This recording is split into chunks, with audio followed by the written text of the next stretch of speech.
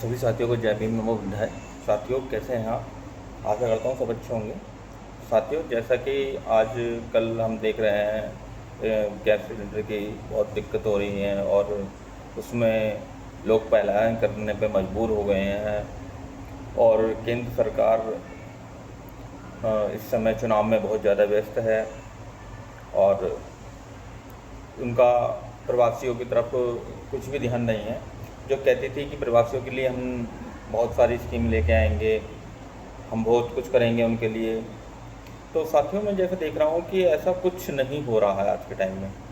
आज के टाइम में गुजरात के जो लोग हैं वो पलायन करने के लिए मजबूर हो रहे हैं और जैसा मैं देख रहा हूँ कि वो ट्रेन की तरफ जैसे जा रहे हैं तो उन पर लाठियाँ डंडे बरसा रहे हैं लोग।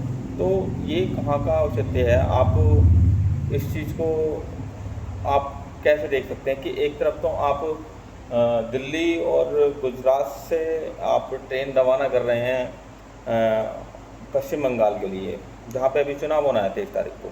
तो उसे देखते हुए आपने कभी ये नहीं सोचा कि क्या इस चीज़ का क्या इफेक्ट पड़ेगा? क्या लोग आंखें बंद कर ली है लोगों ने, या फिर लोग इन चीज़ों को देखना ही नहीं चाहते कि आप करना क्या चाह रहे हैं? आपने ट्रेनों को बंद कर दिया, ट्रेनों को लोगों में इतना भीड़ हो गई इस समय पे कि लोग बहुत ज़्यादा परेशान हैं। तो मैं ये कहना चाहता हूँ आपसे कि आप चुनाव लड़िए, मगर ऐसा तो नहीं होना चाहिए ना कि आप किसी को इग्नोर करके चुनाव लड़ रहे हैं या फिर किसी के साथ अन्याय करके चुनाव लड़ रहे हैं।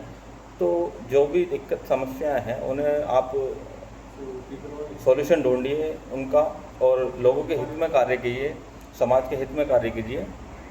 तो मेरी सरकार से यही उम्मीद है कि सरकार इन चीज़ों पे थोड़ा व्यवस्था बनाएगी और जो लोग पलायन के लिए मजबूर हैं दिल्ली गुजरात से, क्योंकि ये हब हैं हमारे नौकरी के लिए, फैक्ट्री इन्फ्लुएंजा के लिए। तो जहाँ तक भी इन चीज़ें हम देख रहे हैं तो ये बहुत ही गलत चीज़ें हैं निकल के आ रही हैं कि आप इंसानियत को शर्मसार करने वाली बात कर रहे हैं। तो ये चीज़ें नहीं होनी चाहिए। तो मेरी सरकार से अपील है कि सरकार इन चीज़ों के लिए मुद्दा उठाएगी और उन लोगों की तरफ भी ध्यान देगी जो इस समय परेशान हैं, मजबूर हैं और पलायन करने के लिए मजबूर हैं।